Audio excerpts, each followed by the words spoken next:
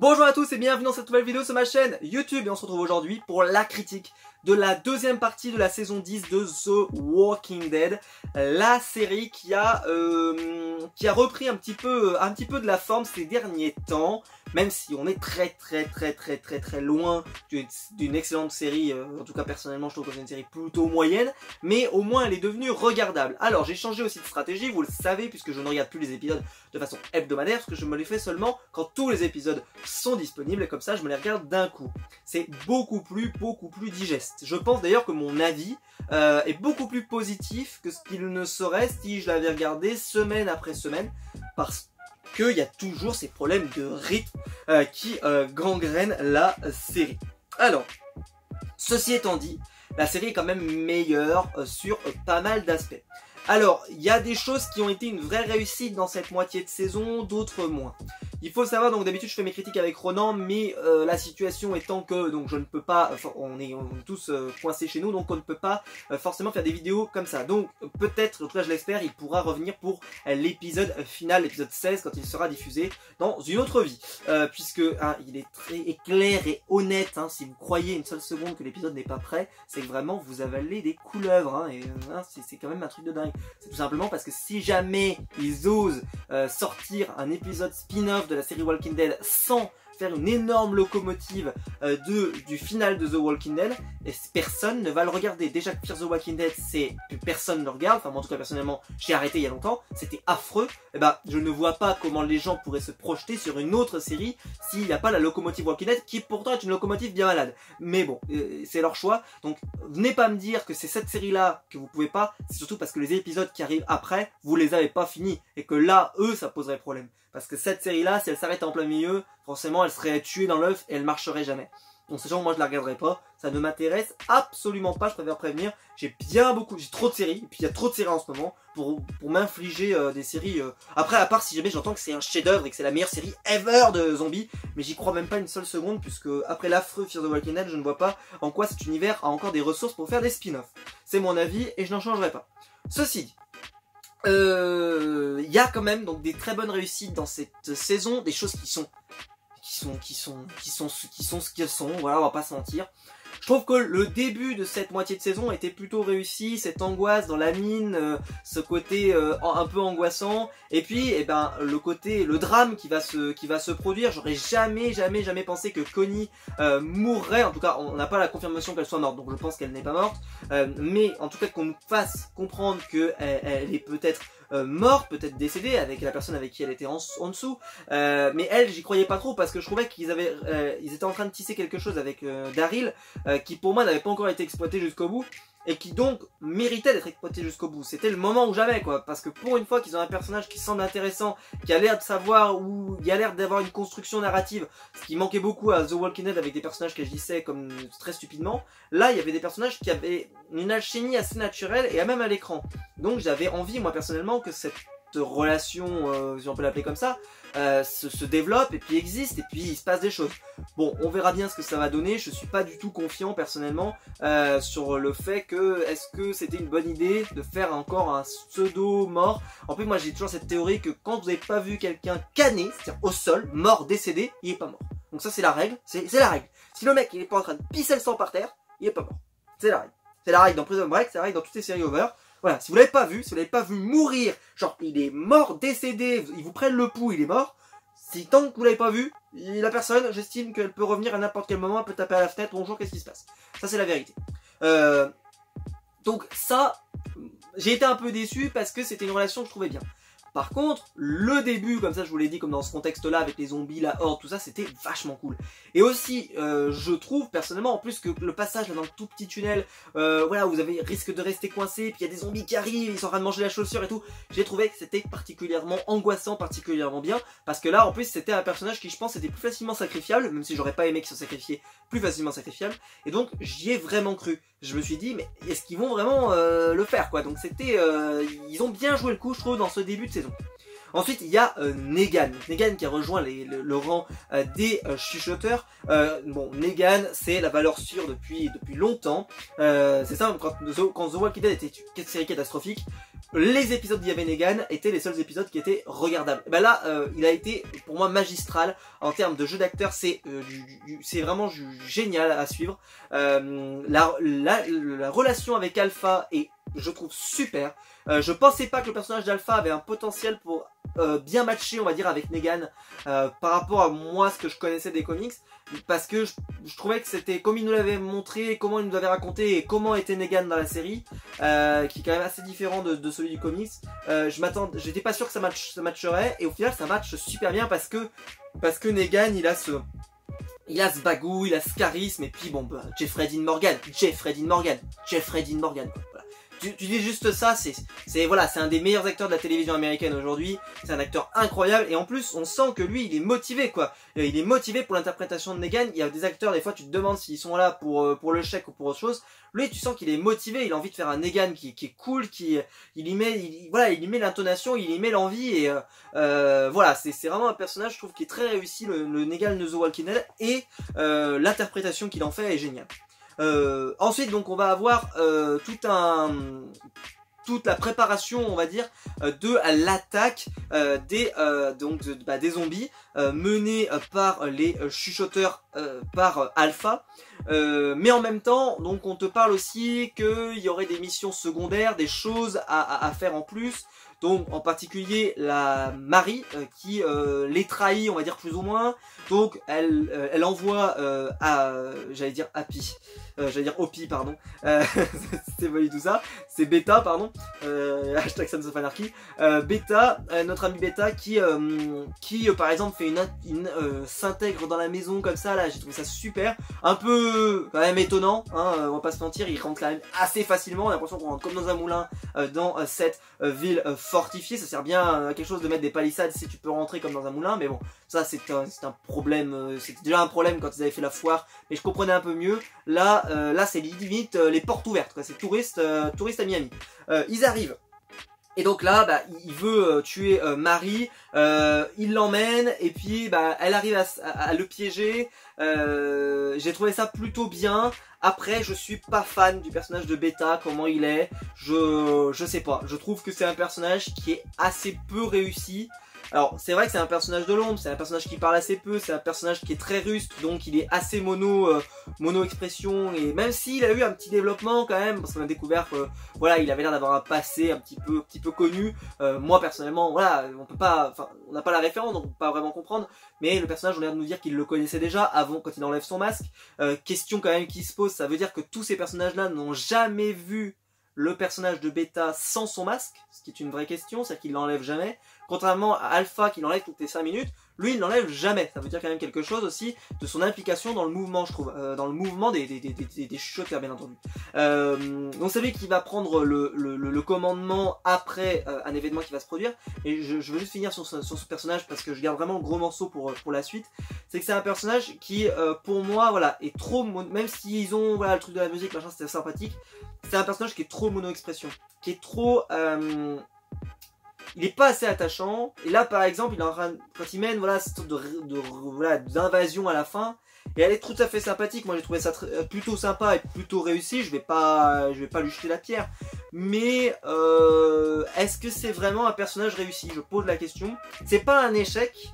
Mais déjà, moi je connais Ryan Hurst qui jouait dans Sons of Anarchy, qui est un acteur incroyable, et c'est vrai qu'avec le masque, forcément déjà on ne voit pas forcément beaucoup de choses de sa palette d'acteurs, ce qu'on voit plus avec Alpha qui enlève son masque toutes les 5 minutes. Donc c'est peut-être ça joue aussi sur voilà, le fait que c'est un personnage que je trouve qui est pas si intéressant que ça, je trouve personnellement. N'hésitez pas à me dire vous ce que vous avez pensé de Beta, même s'il joue très bien le rôle et qu'il a la carrure pour le jouer, il n'y a pas de problème. Et puis bon, il a tellement eu de trucs surréalistes qu'il fait tomber d'un ascenseur, le mec, il n'y a pas de problème, tout va bien. Non, même pas une cote de briseur et du tout va bien. Un petit rendez-vous chez le kiné et puis ça ira. Bref, des choses un peu, mais c'est un personnage qui est quand même correct. Je vais terminer ensuite avec Michonne. Donc Michonne qui est partie dans une sorte de mission. Moi c'est vrai que je dû m'y remettre un peu parce que je me souvenais plus trop de pourquoi il y avait tout ça, etc. Et après bah dans cette mission, alors j'ai trouvé que l'épisode moi était assez long. Et franchement je me suis un peu beaucoup ennuyé. Tout ça pour qu'on découvre à la fin, donc il y a peut-être Krieg qui est vivant et qu'elle parte à sa recherche. Alors, je vais pas vous mentir, moi j'ai trouvé que l'épisode était assez ennuyant. Alors, il faut savoir que c'est la fin pour Michonne, elle ne va pas revenir, en tout cas pas pour le moment. Peut-être qu'elle reviendra à la fin de la série, en tout cas on n'en sait rien. Et donc elle abandonne sa fille Judith. Ce qui fait strictement plus aucun sens avec la série, parce qu'en gros Judith elle a perdu son père, sa mère elle est plus là, enfin sa mère, en tout cas elle a été adoptée par 25 personnes différentes, c'est quand même magnifique. Et donc là ça va être Daryl qui va s'en occuper, parce que vu que Daryl maintenant il fait tout maintenant Daryl, hein. Daryl c'est le nouveau Rick, donc Daryl il est dans toutes les histoires, et donc c'est la roue de secours de tous les scénarios.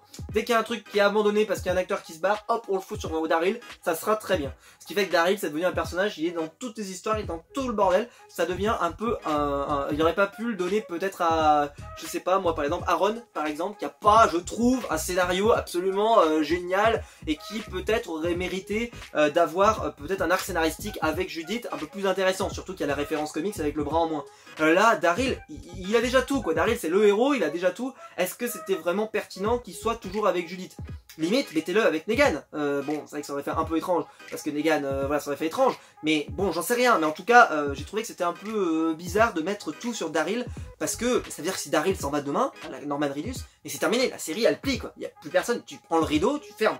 J'espère pour eux qu'ils sont sûrs de le garder, parce que si jamais il y a Hollywood qui l'appelle et qui lui dit bah alors viens jouer dans ma prochaine super production, si Daryl il se barre, il n'y a plus personne, il y a plus un rat à la boutique quoi. La série elle tombe mais en 20 secondes, parce que tout le scénario repose sur Daryl. Bref. Donc c'est hyper dangereux pour la série. Faut vraiment qu'il soit sûr que Daryl. Alors à mon avis c'est pour ça qu'on commence à entendre parler que c'est la fin de la série et que ça va bientôt arriver, parce que Daryl, je le vois pas rester non plus dans Norman Reedus, ça peut pas rester jusqu'à ce qu'il ait 55 ans ou 60 ans, j'en sais rien. Il va peut-être avoir envie d'aller faire des grands rôles au cinéma, parce que je pense qu'il y a les portes du cinéma qui vont finir par s'ouvrir, et il y a un moment donné il va falloir se poser les bonnes questions. Et je pense qu'aussi Jeffrey Morgan au Cinoche, ça devrait à un moment il faut peut-être se poser les bonnes questions. Pourquoi c'est quand même un des meilleurs acteurs de la télévision et qui est toujours pas appelé. Michonne elle a déjà commencé, à mon avis avec Vivi Marvel, elle va en avoir pour 153 ans. Parce qu'on n'est pas prêt d'en avoir assez, parce qu'on a au moins jusqu'à 2028, je crois, quelque chose comme ça. Et vu que tout est repoussé, je crois que maintenant ça va jusqu'à 2032, je sais pas trop quoi. Donc à mon avis, elle a du boulot. Voilà, bon bref. En tout cas, je voulais revenir donc sur Alpha. Donc Alpha et on va dire l'arc Carol, Alpha, Negan.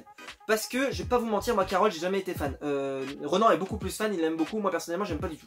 C'est un personnage que je trouve hyper mal écrit, hyper mal construit. On m'a toujours dit qu'elle était hyper badass, sauf que c'est arrivé d'un coup dans la série, quand je revois les anciens épisodes, mais ça fait aucun putain de sens. 2 épisodes avant, elle est en train elle est complètement en déliquescence dans la prison, et 3 épisodes plus loin, elle libère tout le monde dans le... Enfin je m'exagère un peu, mais elle libère tout le monde dans le sanctuaire et tout, enfin c'est assez magnifique, c'est assez incroyable.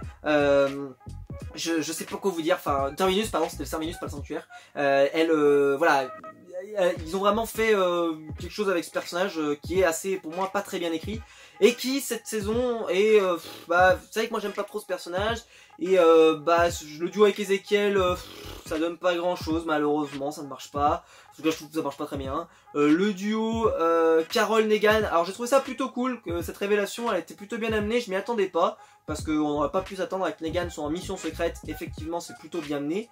Ceci étant dit, ça débouche sur pas grand chose puisque Carol s'en va. Voilà, je trouve que le personnage de Carol est pas jojo. Et Alpha, donc Alpha va mourir à l'épisode combien? Épisode 12, c'est ça? Épisode 12 ou 13? 14 peut-être même? Non, 12. C'était avant l'épisode de Michonne. Elle est morte. Par Negan, qui donc c'était un projet, et en fait c'était le plan depuis le début, ce qui justifie, d'ailleurs Negan s'est retrouvé à poil en plein milieu de la saison, ça servait à que dalle, on comprend pas pourquoi, on comprend ni la vie d'Adam, c'est pas clair, et même pour Alpha, j'ai l'impression que c'est forcé, c'est fait pour que ça fasse du clic, pour que ça fasse parler, pour que ça fasse le buzz, mais en termes de scénario, en termes d'écriture, de logique d'écriture, est-ce que c'est vraiment logique? Je sais pas, c'est quand même assez étrange, bref. Et derrière, donc qu'est-ce qui se passe? Donc Negan se débarrasse d'Alpha, mais c'est Beta qui prend le rôle. Moi j'ai adoré la scène où ils croisent Daryl, et là où ils disent cette phrase qui est magnifique, c'est l'alpha, le mec, enfin la personne qui tue l'alpha devient l'alpha, et là hop, bah tout le monde lui donne le suit, et là bon bah Negan tue tout le monde, mais j'ai aimé le moment de plaisir qu'il a eu, qu'on retrouvait un peu ce Negan voilà, en chef, en leader, qui arrive et qui dit bah t'as vu, même quand je suis pas leader, eh ben je finis quand même par être leader, et ça c'est quand même pas magnifique. Mais voilà, j'ai beaucoup aimé le personnage de Negan, ça j'en ai parlé. Alpha, voilà, le personnage était plutôt réussi, je trouve qu'en plus, vu que le fait qu'elle enlevait son masque régulièrement, eh ben, elle permettait de mettre vraiment de l'émotion sur son personnage, et puis le duo avec Negan marche très bien, donc voilà, le personnage d'Alpha était réussi. Sa mort arrive à un moment, voilà, ça surprend, je pense que c'était le but, et c'était bien réussi, donc bravo. Voilà. On va parler un petit peu de Princess, bien entendu, qui est arrivée dans la série, personnage très populaire du comics The Walking Dead, qui est, je trouve, plutôt bien interprété. Je trouve que le côté folle est plutôt pas mal. Faut savoir que c'est un personnage qui est quand même un peu déluré dans les comics, c'est un personnage hyper sympa. Après, le problème des personnages trop fun, c'est que ça marche bien en comics, je trouve, enfin, dans la BD, sur l'écrit. Des fois, il y a un risque sur les personnages trop fun d'une surinterprétation et d'un surjeu. Là, ça m'a pas trop choqué, je trouve ça plutôt cool. Franchement, l'épisode était très divertissant, avec le côté les bombes et tout, enfin c'était plutôt sympa, moi j'ai bien aimé. Et j'ai hâte de voir ce que ça peut donner ce personnage, parce que je trouve que l'actrice le joue plutôt bien. J'ai pas trouvé ça malaisant, on verra après selon les lignes de dialogue qu'ils vont lui donner et les histoires qu'ils vont lui donner, parce que voilà, ça peut changer, ça peut évoluer avec le temps. Je vais terminer par un point, donc vous avez vu que donc, tous les zombies sont en train d'attaquer le lieu où s'était enfermé eh bien, Judith et puis tous les autres, etc. Lieu qui, alors je sais pas si c'est une référence, j'en sais rien, mais il y avait écrit donc urgence hôpital, et donc c'était, ça rappelait, en tout cas ça avait l'air d'être le même lieu dans lequel Bess était morte. Donc est-ce que beaucoup de gens teasent un retour de Bess depuis plus de 25 ans maintenant, j'exagère un peu, mais en gros dès que t'as une théorie c'est elle va revenir alors qu'il n'y a pas de raison qu'elle revienne, mais bon ça c'est un autre problème. Je pense que ça, en tout cas c'était un joli clin d'œil, et je trouve que l'invasion comme ça était plutôt sympa. Après dommage qu'on n'ait pas le final, parce que c'est vrai qu'on est un peu en fait c'est seulement à la fin qu'on saura si ça marche. Je voulais parler de Eugène pour terminer. Notre ami Eugène, qui est plutôt bien utilisé dans cette saison, dans cette deuxième partie de saison, avec tout son passage avec la radio qu'il entend, il entend quelqu'un et tout. Je trouve que ça l'a rendu plutôt touchant. Et pourtant Eugène c'est un personnage que j'aime pas du tout, je trouve. J'aime pas du tout comment l'acteur l'interprète, même si il le joue. Je peux pas dire qu'il joue mal, parce qu'il joue bien le personnage d'Eugène. Mais personnellement, c'est un personnage que j'ai jamais pu encadrer, Eugène, depuis le début. Depuis le début je l'aime pas du tout. Et ben là, j'ai envie de dire, au moins ils lui ont rajouté une corde à son arc, c'est le côté un peu touchant, le côté un peu... voilà, il y a eu des trucs en plus, et c'était pas si mal, voilà, c'était pas si mal. Ensuite, je crois que je vous ai tout dit. Je vous ai pas parlé en tout cas de l'ensemble, moi je trouve que c'était plutôt une saison... voilà, comme je vous l'ai dit, comme vous avez pu le comprendre, il y avait des épisodes qui étaient plutôt sympas, des épisodes qui étaient très très moyens. La série n'a pas encore retrouvé de la régularité de pouvoir proposer des épisodes de qualité chaque semaine. Ceci dit, c'est plus une torture de regarder Walking Dead comme c'était le cas il y a 2 ans. Voilà, ça reste relativement correct. C'est pas une excellente série, c'est pas une mauvaise série, c'est une série, voilà, c'est une série sympa, sans plus, sans prétention. Il faut pas en attendre plus, et j'ai l'impression qu'on va plus pouvoir en attendre plus. Je vais juste terminer par un point, c'est que The Walking Dead, on sait pas quand est-ce que ça va se finir. Mais là très clairement, on se rapproche du dernier arc, on va dire majeur, de The Walking Dead en comics, puisque le comics s'est arrêté, donc on peut peut-être se projeter sur le fait que la série va peut-être pas trop tarder à s'arrêter. Ce qui serait une excellente décision, parce que je pense que ça serait une erreur grave de faire durer la série trop longtemps. Alors, la semaine prochaine, j'allais dire n'importe quoi, mais le prochain épisode, il va y avoir le retour de Maggie, qui va revenir après l'échec pour l'actrice de sa série solo qu'elle avait lancée sur une autre chaîne. Oui, bon, pourquoi pas. Pourquoi pas, moi c'est un personnage que j'aime beaucoup, Maggie. L'interprète est très douée, elle jouait dans Supernatural et je l'aimais beaucoup à l'époque, donc je l'aime toujours autant. Mais est-ce que le personnage, enfin je sais pas, est-ce que ça va bien se remettre avec le truc? Parce que là par exemple, Michonne, comment elle s'est barrée, ça fait aucun sens, comme j'ai déjà dit, elle a abandonné tout le monde, elle a abandonné toute sa famille, enfin ça fait aucun sens, tellement que c'est forcé, que c'est écrit avec... ça fait aucun sens. Et ben là j'ai peur qu'aussi le retour, vu qu'on nous a pas vraiment expliqué pourquoi elle est partie.